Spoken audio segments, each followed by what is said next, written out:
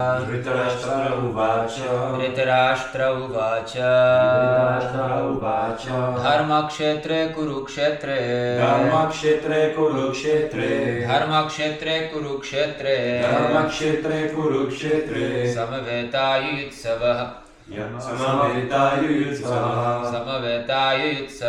Samaveta Mamaka Pandavaschaiva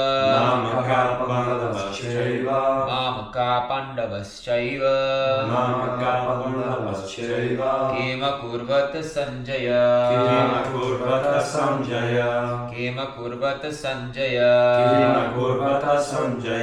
Dhritarashtra Uvacha Dharmakshetre Kurukshetre Samaveta Yuyutsavaha Mamaka Pandavaschaiva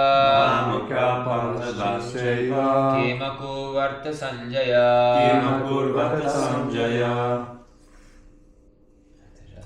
Dhritarashtra Uvacha Dharmakshetre Kurukshetre Samaveta Yuyutsavaha Mamaka Pandavaschaiva Kema Kurvata Sanjaya Dhritarashtra Uvacha Dharmakshetre Kurukshetre Samaveta Yuyutsavaha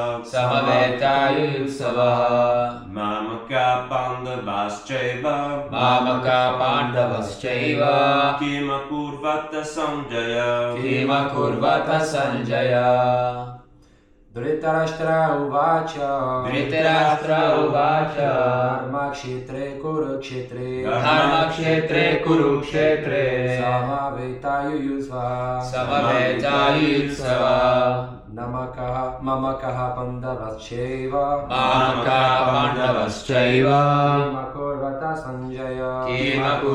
Sanjaya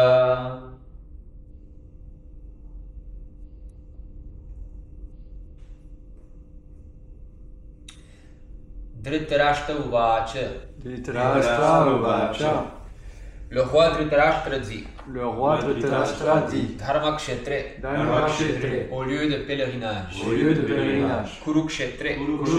À l'endroit du nom de Kurukshetra. Samaveta. Assemblée. Yutsava. Désireux de combattre. Mamaka. Mon camp, mes fils. Pandava. Les fils de Pandu. Cha. Et Eva. Certes. Kim. Quoi. Akurvata. Ont-ils fait. Sanjaya. Au Sanjaya. Tu dois toujours être là pour. Non. Traduction. Dhritarashtra dit, ô Sanjaya, qu'ont fait mes fils et les fils de Pandu après s'être assemblés au lieu saint de Kurukshetra pour se livrer bataille? S'il vous plaît, répétez après moi. Dhritarashtra dit, ô Sanjaya, qu'ont fait mes fils et les fils de Pandu après s'être assemblés au lieu saint de Kurukshetra pour se livrer bataille. Teneur est porté. La Bhagavad Gita est un texte sacré très répandu qui expose la science de Dieu. La Gita Mahatmya, les gloires de la Gita, tout en résumant l'ouvrage, recommande de l'étudier attentivement sous la direction d'une personne entièrement vouée à Shri Krishna. On doit en saisir la teneur sans y introduire ses propres idées. Du reste, par l'exemple d'Arjuna, qu'il a reçu directement du Seigneur. La Bhagavad Gita elle-même indique comment chacun peut avoir une compréhension claire de son enseignement. Celui qui a la chance d'appréhender ce savoir à travers la filiation spirituelle issue de Krishna, sans aucune interprétation personnelle, acquérera une connaissance supérieure à celle obtenue par les études de tous les écrits védiques ou de tous les textes sacrés du monde. Outre le message de l'ensemble des Écritures révélées, on trouvera dans la Bhagavad Gita des informations qu'on ne trouve nulle part ailleurs. De là son caractère exceptionnel. La Bhagavad Gita nous livre la perfection de la science théiste, car elle fut directement énoncée par Dieu lui-même, Shri Krishna. Les propos échangés entre Dhritarashtra et Sanjaya, tels qu'ils sont rapportés dans le Mahabharata, servent de support à cette grande philosophie. Le Seigneur, venu en personne sur notre planète pour guider les hommes, l'exposa sur le champ de bataille de Kurukshetra, terre sacrée, lieu de pèlerinage depuis les temps immémoriaux de l'ère védique. Le mot Dharmakshetra, lieu où s'accomplissent les rites religieux, est d'ailleurs lourd de sens dans ce contexte, car c'est la personne suprême, Dieu lui-même, qui se trouve aux côtés d'Arjuna, sur le champ de bataille de Kurukshetra. Dhritarashtra, le père des Kurus, doute fort que ses fils aient une chance de remporter la victoire. Aussi demande-t-il à son secrétaire Sanjaya, « Qu'ont fait mes fils et les fils de Pandu ?» Il sait pertinemment que ses fils et ceux de son jeune frère Pandu se sont rendus au champ de bataille de Kurukshetra avec la ferme intention d'engager le combat. Sa question revêt donc une importance particulière. Il veut et s'assurer que frères et cousins ne sont parvenus à aucun compromis et être rassuré sur le sort de ses fils. Il craint beaucoup l'influence du lieu sacré sur l'issue du combat, d'autant que les Védas le décrivent comme un lieu de culte, même pour les habitants des cieux. Il sait donc très bien qu'en raison de leur vertu, Arjuna et les fils de Pandu verront cette influence bénéfique jouer en leur faveur. Par la grâce de son maître Vyas, Sanjaya a le privilège de voir le champ de bataille sans avoir à quitter le palais de Dhritarashtra. Ce dernier, qui n'ignore rien de son pouvoir, lui demande de décrire ce qui se passe. Dhritarashtra dévoile ici ses pensées. Bien que ses fils et les fils de Pandu, les Pandavas, appartiennent à la même famille, les siens seuls sont des Kurus, les autres devant être écartés de l'héritage royal. Nous voyons clairement quelle est la position de Dhritarashtra vis-à-vis de ses neveux, les fils de Pandu. Il devient évident dès le début de cette narration que Duryodhana, le fils de Dhritarashtra, et ses partisans seront balayés du champ sacré de Kurukshetra où se trouve Krishna, le père de la religion. Ils en seront arrachés comme les mauvaises herbes d'une rizière, et les gens profondément religieux, conduits par Yudhishthira, verront leurs droits rétablis par la grâce du Seigneur. Tel est le sens des mots Dharmakshetre et Kurukshetre, hormis leur importance historique et védique. Om Agyanati Mirandasya Agyananjala Shalakaya Chakshurunmilitam Yena Tasmai Shri Gurave Namaha Shri Chaitanya Manobhishtam Stapitam Yena Bhutale Swayam Rupa Kadamahyam Tadati Swapadantikam Vandeham Shri Guruho Shri Uttapatakamallam Shri Gurum Vaishnavamscha Shri Rupam Sagrajatam Sahagana Raghunantam Vitam Tam Sajivam Sadvaitam Savadutam Parijanam Sahitam Krishna Chaitanya Devam Shri Radha Krishna Padam Sahagana Lalita Shivishakam Vitamscha Ye Krishna Karuna Sindhu Dina Bandho Jagatpate Gopesha Gopika Kanta Radha Kanta Namastute Tatta Kanchana Gaurangi Radhe Vrindavaneshwari Vrishabhanu Sute Devi Pranamami Haripriye Vanchakalpatarubhyascha Kripasindhubhyevacha Patitanam Pavanebhyo Vaishnavebhyo Namo Namah Namo Vishnupadaya Krishna Pristaya Bhutale Srimati Bhaktivedanta Swaminiti Namini Namaste Sarasvati Deve Gauravani Pracharine Nirvishesha Shunyavadi Paschachadishatari Jai Shri Krishna Chaitanya Prabhu Nityananda Shri Advaita Gadadhar Shivasari Gaura Bhaktavrinda Hare Krishna Krishna Krishna Hare Hare Hare Rama Rama Rama Hare Hare. Traduction. Dhritarashtra dit, ô Sanjaya, qu'ont fait mes fils et les fils de Pandu après s'être assemblés au lieu saint de Kurukshetra pour se livrer bataille? Donc, Dharma Kshetre, Prabhupada nous explique dans la teneur importée Dharma Kshetre, donc le lieu saint où les pèlerinages se font, un lieu de religion, hein, Dharma Kshetre, Kurukshetre. Donc, on sait tous l'histoire du Mahabharata, comment que Dhritarashtra a essayé d'usurper le royaume des Pandavas.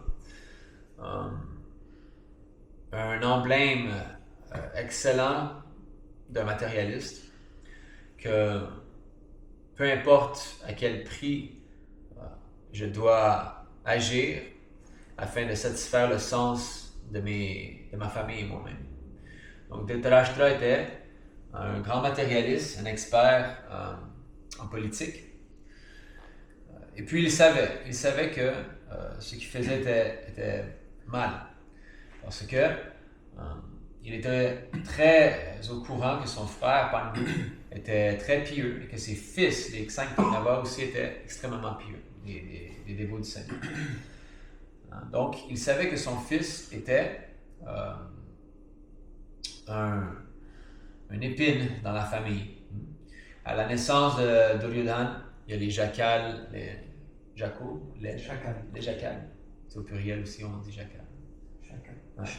Chacal. Oh, ok. Jackal, chacal. Les chacals qui hurlaient, il y avait des tremblements de terre, il y avait des météores et tout. Tous les signes très inauspicieux arrivaient. Et puis à ce moment-là, Vidura lui a dit, ça c'est tous des omens qui montrent que ton fils va causer la destruction de notre dynastie. Alors rejette-le. Et puis l'attachement matériel est tellement puissant que même si il avait vu son enfant juste pour quelques minutes, non, je vais le garder. Il l'a donné. Il n'a pas parlé. Il a simplement donné dans les bras de Gandhari, ce qui voulait dire on le garde. Son épouse? Oui. Donc, premier-né des 100 Kauravas, une incarnation d'un démon. Donc, c'est. Dans le Satya Yoga, les démons et les demi-dieux étaient sur différentes planètes. Dans le Treta Yoga, les démons et les demi-dieux étaient sur la même planète. Dans le Dwapara Yoga, les démons et les demi-dieux étaient dans la même famille. Donc, on peut voir maintenant que il y a les demi-dieux, les 5 Pandavas, et puis les Kauravas, les démons, dans la même famille. Puis c'est dit que dans le Kali Yoga, les démons et les demi-dieux sont dans la même personne. Donc les natures sont mélangées. Donc, un fils peut amener la destruction de toute une dynastie. Chanaka Pandit en a parlé aussi. Si tu as un fils, il y a plusieurs ennemis dans la famille. Une femme qui est trop belle, un père qui a des dettes, un fils qui est un imbécile. Comme ça. Donc de cette manière-là, il y a des ennemis aussi dans la famille. Et puis, l'injonction qu'on entend aussi dans le Mahabharata, c'est que on peut renoncer un membre de la famille pour sauver la famille. On peut renoncer une famille entière pour sauver un village ou une ville. On peut renoncer une ville entière pour sauver le monde. Et puis on peut renoncer le monde pour sauver l'homme. Donc de cette manière-là, les injonctions de quand est-ce qu'on doit sacrifier un objet non voulu sont établies. Donc, Dharma Kshetri, Dhritarashtra le savait. Dharma Kshetri, c'est quoi cette influence-là? Daivim Prakriti Mashrita. Donc, les dévots sont sous l'influence de Daivi Prakriti. Donc, Daivi Prakriti, c'est la potency, la puissance, l'énergie interne du Seigneur.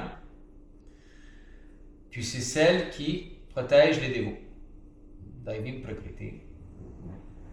Donc, dans la Bhagavad Gita, le Seigneur en parle. Daivim Prakriti Mashrita Bhajantananya Manaso Bhutva Gyadva Bhutadim Abhyayam Nitayukta Upasate. Satatam Kirtayanto Mam Yatantaschad Dedavrita. Ok, c'est ça juste avant. Donc, ça, c'est les Mahatmas. Les Mahatmas, les dévots sont sous cette puissance. Mahatmanas Tumam Partha Daivim Prakriti Mashrita Bhajantananya Manaso Gyadva Bhutadim Abhyayam. Donc, les Mahatmas, les grandes âmes, c'est qui les grandes âmes? C'est les dévots du Seigneur. C'est celles qui constamment glorifient le Seigneur. Srila Bhaktisiddhanta Saraswati Thakur dit que la caractéristique d'un âme libéré, c'est qu'il est toujours en train de glorifier le Seigneur, sans arrêt. Il n'y a pas de déviation. C'est son seul engagement. Donc, il est complètement sous la Daivim Prakriti. Il bouge comment que le Seigneur veut qu'il bouge, 100%, sans mettre ses désirs matériels pour faire une interférence entre les désirs du Seigneur et ses désirs. Donc, Mahatma, les grandes âmes, tout, Mam en moi, Parta, Daivim, divine, Prakritim, la nature. Donc, Daivim, Prakritim. Donc, ce Dharma Kshetre va augmenter l'influence de Daivim, Prakritim, des dévots. Donc, les Mahatmas, les grandes âmes qui jamais ne s'abusent au fils de Prita, sont sous la protection de la nature divine. Sachant que je suis Dieu, la personne suprême, originelle et inexhaustible. Ils s'absorbent pleinement dans le service de dévotion. Tu vois? Donc ils sont, sachant que je suis Dieu. Un Mahatma, c'est pas quelqu'un qui a des désirs politiques ou quoi que ce soit. C'est pas un rubber stamp, comme on dit. C'est pas un nom qu'on donne pour le fun, pour des désirs politiques ou quoi que ce soit. Mahatma, c'est une personne qui sait qui Dieu est. Et puis, maintenant qu'elle sait qui Dieu est, il s'absorbe pleinement dans le service de la dévotion. Donc, les Pandavas sont des Mahatmas.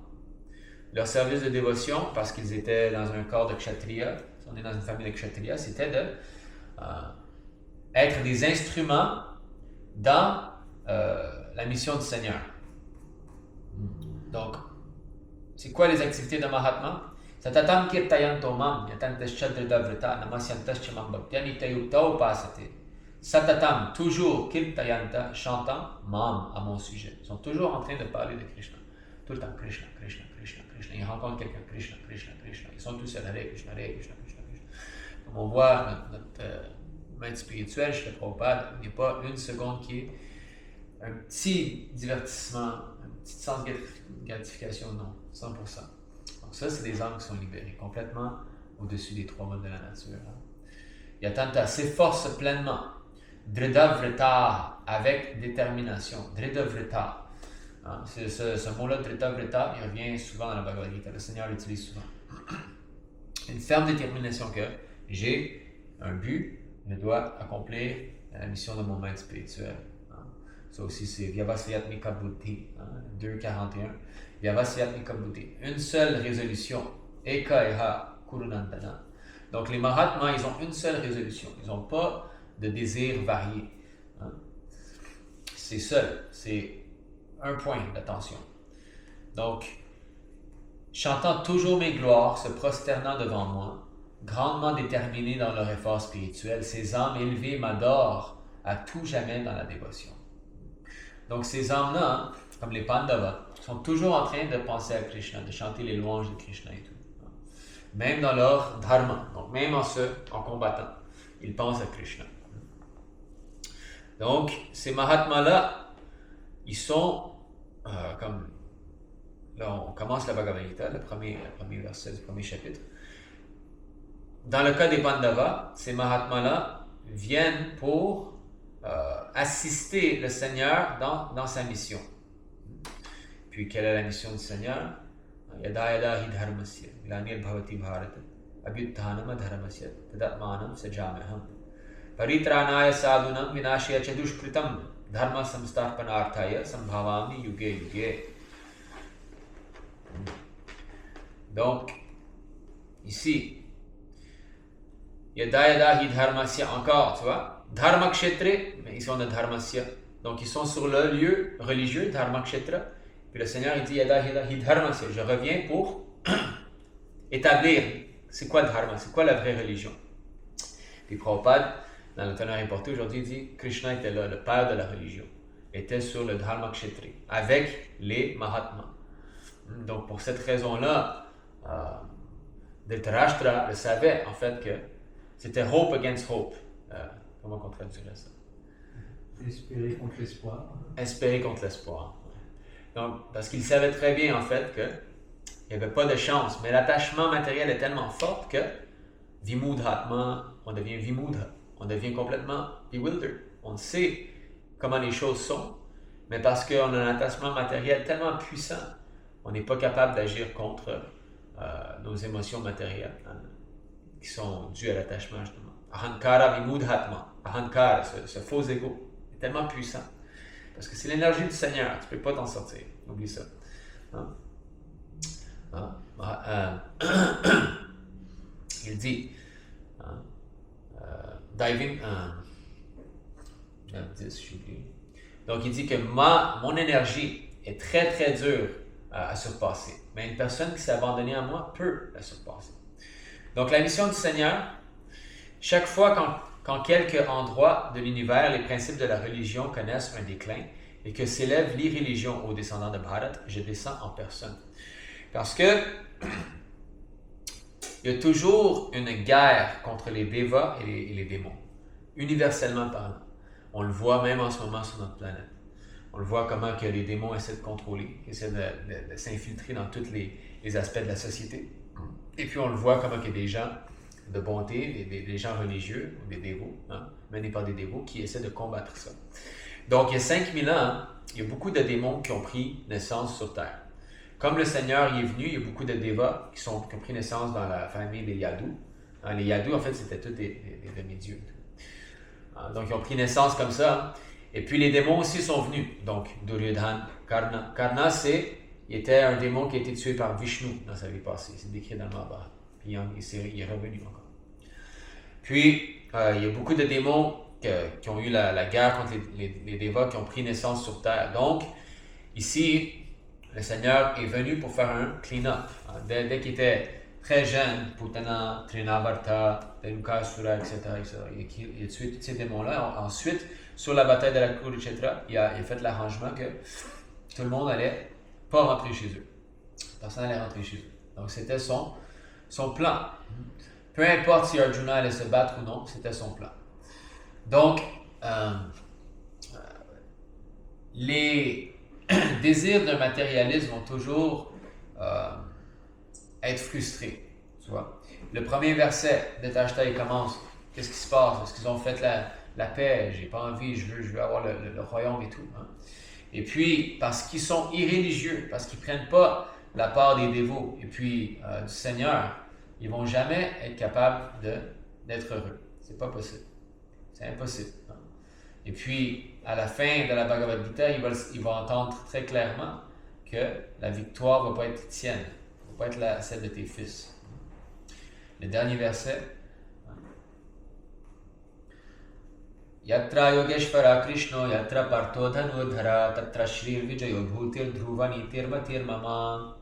Donc Sanjaya va conclure en disant, là où sont réunis Krishna, le maître de tous les yogis, et Arjuna, l'archer sublime, là règne incontestablement l'opulence, la victoire, la puissance formidable et la moralité. Telle est ma pensée. Donc, c'était voué à l'échec, les désirs du grand matérialiste Dhritarashtra. Donc, c'est ça. Un bhakta devrait essayer toujours de s'aligner avec les désirs du Seigneur. Au début, Arjuna va essayer de trouver des arguments contre le désir de Dieu, le désir de Krishna. Hein? Mais un dévot doit apprendre à Vyavasayatmika Buddhir. Vyavasayatmika, résolu dans la conscience de Krishna. Tu vois, encore résolution. On a entendu Dridhavrita, être très déterminé. Ici, résolu. Donc, une personne qui a une intelligence résolue dans la conscience de Krishna, s'appelle Vyavasayatmika.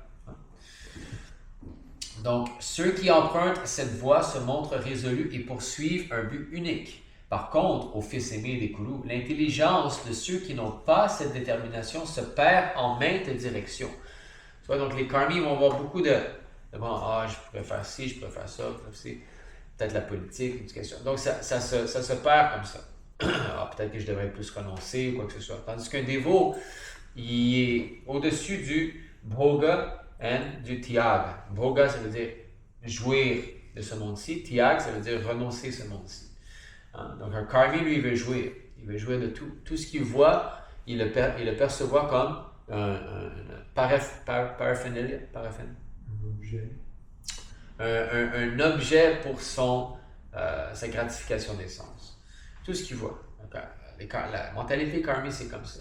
Pourquoi est-ce qu'ils aiment aller on est proche de Saint-Denis, Saint-Laurent, puis tout? C'est des rues très laides. C'est juste du béton. Tout est collé, tu vois rien entre les buildings, c'est extrêmement laid. Mais pourtant, tout le monde vient ici. Pourquoi? Parce qu'il y a tellement différentes variétés d'objets des sens. Tu sais. Ah, ce restaurant-ci, ce restaurant-là. Ah, du linge ici, du linge là. Des belles femmes, des beaux hommes et tout. Tu sais. Donc, c'est toujours, ils ont une intelligence qui est serviteur à leur mental, qui est rempli de désirs, qui est lui-même serviteur au sens.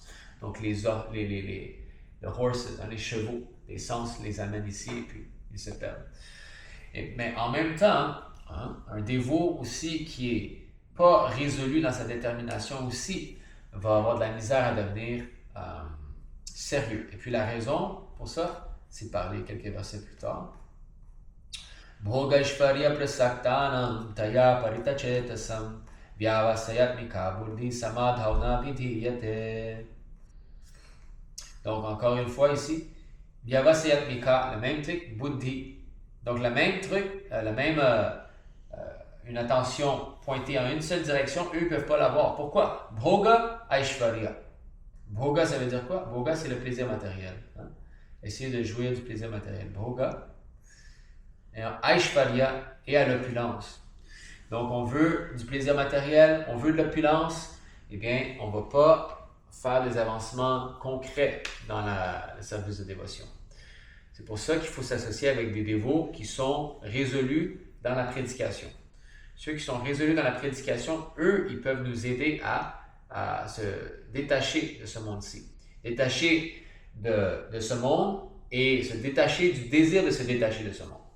Il ne faut pas être trop de ce côté-ci, il ne faut pas être trop de ce côté-là. Il y a des choses qu'on doit accepter pour le service du Seigneur. Hein. Ça fait partie de l'abandon. S'abandonner, c'est aussi faire des choses qu'on n'aime pas, utiliser des choses qu'on n'aime pas. Alors moi, je peux peut-être dire, bon, j'aime pas la technologie, j'aime pas ça, ça me distrait, j'aime pas ces... Mais, si on peut utiliser un ordinateur dans le service du Seigneur, pourquoi le renoncer? Donc, la ferme résolution de servir le Seigneur suprême avec amour et dévotion ne naît jamais dans l'esprit confus de ceux qui sont trop attachés au plaisir des sens et à l'opulence matérielle. C'est pour ça qu'il faut avoir une certaine sorte de austérité. Parce que si on est trop très gentil avec ce corps-ci, si on le maintient trop bien, mais on va retomber tranquillement dans la gratification des sens. Tu sais. C'est pour ça que Prabhupada dit, justement, c'était partagé dans le groupe KI, je ne prends jamais douche chaude, toujours l'eau froide, même dans votre pays, je faisais juste réchauffer un peu un bucket dans un seau d'eau dans la lumière du soleil, puis utiliser ça comme imaginer.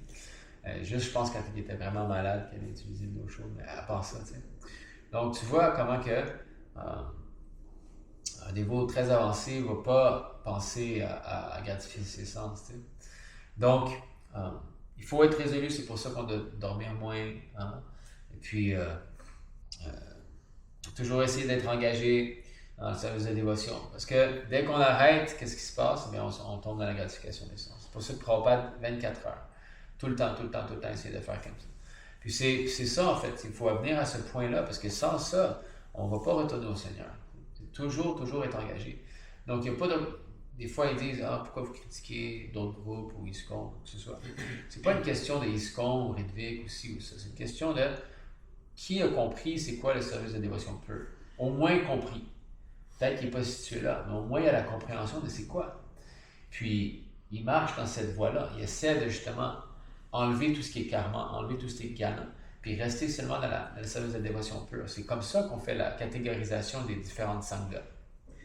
Hein, parce qu'il y a des dévots dans le mode de l'ignorance, il y a des dévots dans le mode de la passion, il y a des dévots dans le mode de la bonté. Hein. Donc il faut réussir il faut avoir de la discrimination. Puis comment qu'on discrimine? Il faut les Écritures nous donnent. Donc si on va dans le Srimad Bhagavatam, dans le 3e chant,